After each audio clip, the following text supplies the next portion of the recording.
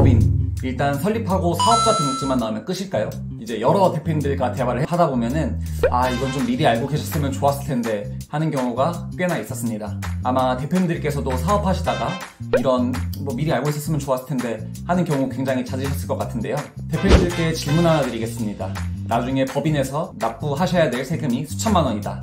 근데 그 이유가 단순히 초반에 몇 가지 세팅을 안 해서다 라고 하시면 어떠실 것 같으세요?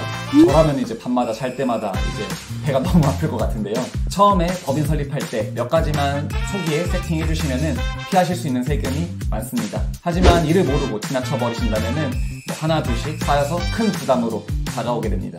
오늘은 법인 설립할 때 반드시 세팅해야 되는 3가지 안내드리도록 하겠습니다. 안녕하세요, 김용호 세무사입니다. 오늘 말씀드린 내용은 법인 초반에 세팅해야 될 필수 요소 3가지 말씀드려보도록 하겠습니다. 이미 법인을 설립하신 상황이시라면은 이 영상 한번 끝까지 봐보시고 나는 지금 잘하고 있었는지 이렇게 해야 되는 게 아닌지 한번 보시면서 수정해보시면은 분명 도움이 되실 거라고 저는 생각합니다. 필수 초기 세팅 첫 번째는 주주 구성입니다. 자본금이라든지 상호라든지 사업장 소재지라든지 여러 고려해야 할 사항이 많긴 한데요. 저는 이 중에 주주 구성이 가장 중요하다고 생각합니다. 법인의 소유권이나 경영권 문제를 넘어서 미래에 발생하게 될 세금 부담에도 큰 영향을 미치기 때문인데요. 사업을 성공적으로 일구시고 안정적으로 운영하시는 대표님들과 대화해보면은 가장 큰 고민이 뭐냐라고 생각해봤을 때 이제 대표님께서 가지고 계신 법인 주식을 어떻게 자녀나 가족에게 양도하거나 증여하냐 였었습니다. 대표님께서 가지고 계신 법인 주식을 누군가에게 양도하려고 했을 때 무조건 싸게 양도하는 것은 불가능합니다.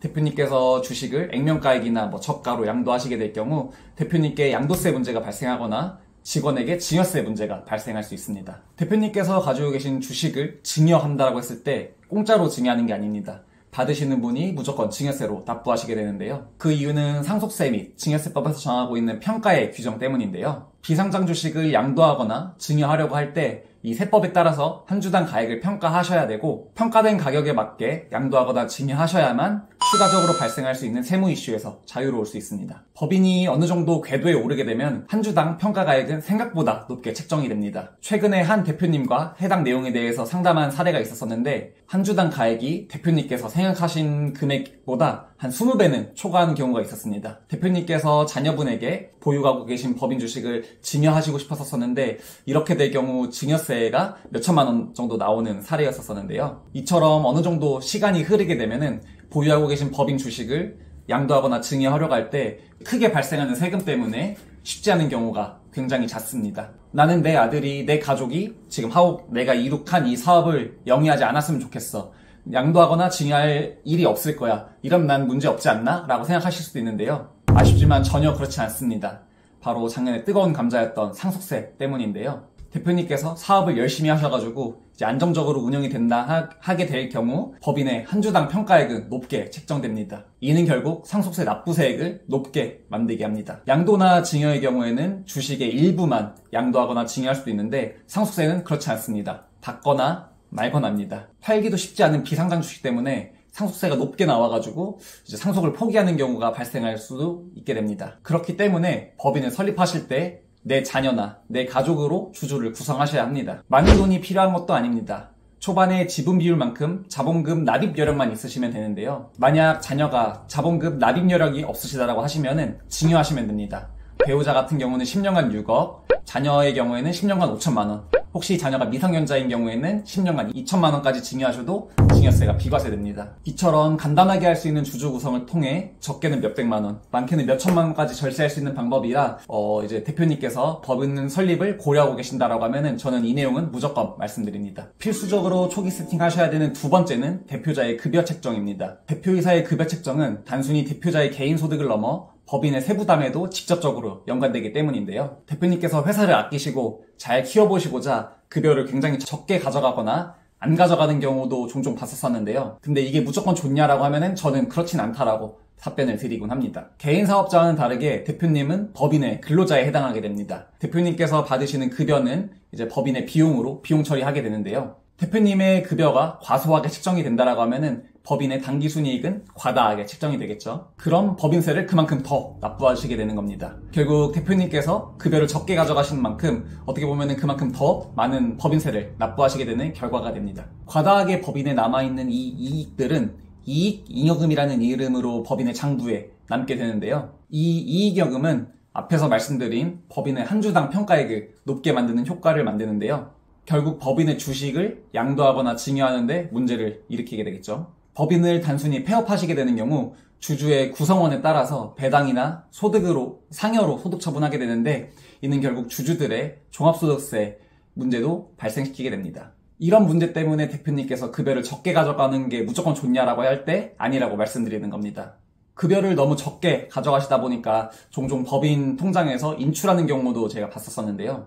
가지급금 많이 들어보셨을 것 같습니다. 이 인출금들은 가지급금에 해당하게 되는데요.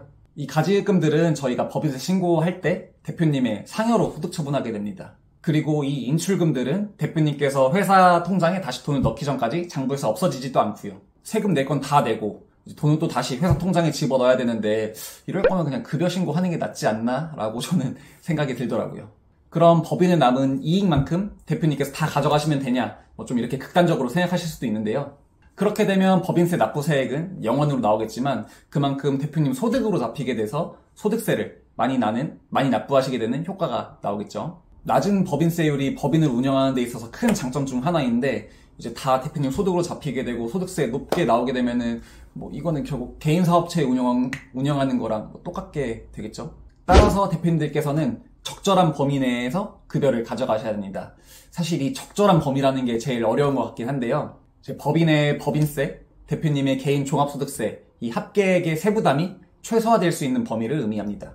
이게 말로는 쉽긴 한데 이제 회사 재무 상황이라든지 4대 보험이라든지 좀 복합적으로 고려를 해야 하긴 합니다. 그래서 사실 간단하진 않습니다. 결론적으로 제가 드리고 싶은 말씀은 대표님께서는 급여를 무조건적으로 적게 가져가시거나 안 가져가시거나 이건 옳지 않고 이제 회사의 재무 상황에 따라서 유동적으로 조절하셔야 한다는 것을 말씀드리고 싶었습니다. 마지막 필수 요소는 목적 사업의 설정입니다. 목적 사업의 설정은 단순한 행정 절차가 아닌 미래의 사업 확장과 세제 혜택과도 직접적으로 연관되는 사항인데요. 법인을 설립하는 과정에서 목적 사업을 체크하는 부분이 있는데 저는 무조건 많이 넣으라고 말씀드립니다. 특히 부동산인데요. 꼭 넣으셔야 합니다. 목적 사업의 선택은 지금 당장 대표님께서 하실 사업만 선택하는 게 아닙니다. 조금이라도 관련이 있거나 나중에 짧게라도 할 것 같다라고 하면 일단은 체크하시는 게 무조건적으로 유리합니다. 왜냐하면 나중에 수정하시려고 하신다라고 하면은 법인 정관도 수정하셔야 되고 등기부등본도 수정하셔야 되기 때문인데요. 수정하는데 수수료가 크게 드는 건 아니지만은 이제 나중에 수정하시려고 한다면은 번거롭기도 하고 사업하시는데도 바쁘신데 이런저런 거 신경 쓰는 게 좀 번거로우시잖아요. 목적 사업에 따라 사업자 등록증을 발급받으시게 될 거고 이 사업자 등록증에 따라서 이제 받으시게 되는 세액 공제나 감면에도 영향을 미치기 때문에 꼭 빼셔야 되는 업종이 아니라면은 일단 추가해서 넣어놓는 것을 저는 추천드립니다. 어떤 업종을 추가적으로 선택해야 될지 잘 모르겠다라고 하신다라고 하면은 이제 동종업계에 좀 유명한 선도 법인의 등기부등본을 한번 참고해 보시는 게 좋은 팁이 될 수도 있을 것 같습니다. 이상으로 법인을 설립하실 때 필수적으로 세팅하셔야 되는 필수 요소 3가지 말씀드려봤습니다. 법인 설립 시 이 필수 요소 3가지를 잘 고려하신다라고 하면은 장기적으로 세부담에도 큰 도움이 될 겁니다. 특히 주주 구성은 가장 중요한 요소로